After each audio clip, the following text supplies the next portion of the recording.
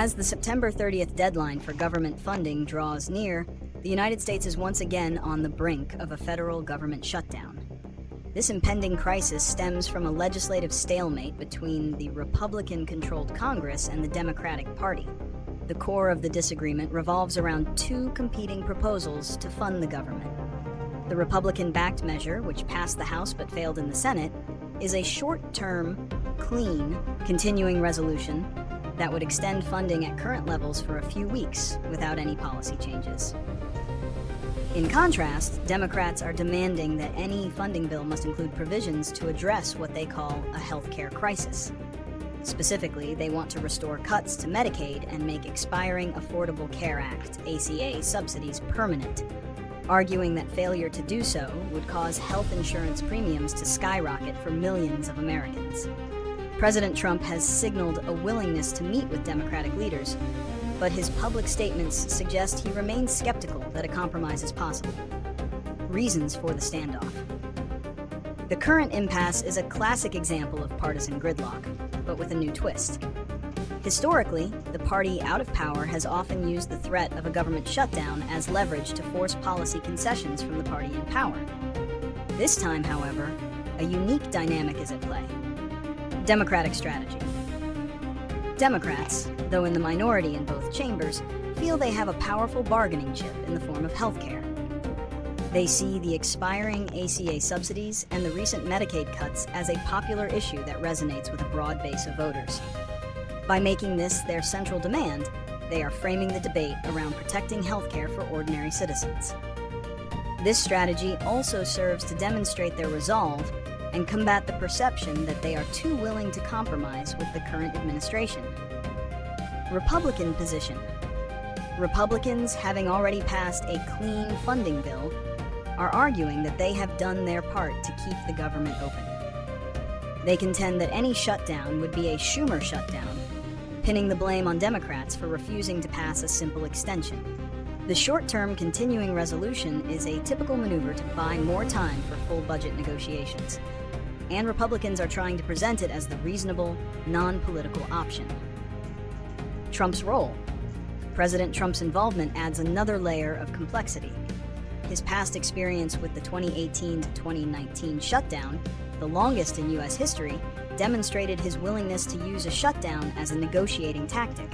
This time, however, he is lobbying for a clean bill. By doing so, he can paint the Democrats as the aggressors who are willing to shut down the government over policy disputes, a position that he feels puts them at a political disadvantage. Potential consequences. If a shutdown occurs, the effects would be swift and far-reaching, impacting a wide range of services and people. Impact on federal employees. Hundreds of thousands of non-essential federal employees would be furloughed without pay. While many would receive back pay after the government reopens, the financial hardship would be immediate. Essential personnel, such as those in law enforcement, national security, and air traffic control, would continue to work without pay until funding is restored. This creates significant stress and uncertainty for a large portion of the American workforce. Disruption of public services. A shutdown would lead to the closure of many government services. National parks and museums would shut their doors, and many routine government functions, from visa and passport processing to small business loan applications, would grind to a halt. This would create a domino effect, impacting tourism, commerce, and the daily lives of millions of people. Economic impact. The economic consequences of a shutdown are significant. The Congressional Budget Office estimated that the 2018-2019 shutdown cost the U.S. economy at least $11 billion, with a portion of that loss never being recovered. A new shutdown would likely have similar, if not greater, effects, reducing GDP, undermining consumer confidence, and creating a drag on economic activity. Predictions and solutions. Given the current political climate, predicting the outcome is difficult. Both sides believe they have the upper hand and are willing to stand their ground. The most likely scenarios are a short-term compromise. The two sides could reach a last-minute deal on a short-term funding measure that includes some form of temporary relief for the healthcare issues, allowing negotiations on a full budget to continue into the fall. This is the most common outcome of past shutdown threats, as neither party wants to be seen as the cause of widespread disruption. A limited shutdown. A brief shutdown could occur, lasting a few days or even a week, before public pressure forces a resolution. This would be a test of political will, but the negative public reaction would likely incentivize a quick end to the impasse. A protracted shutdown.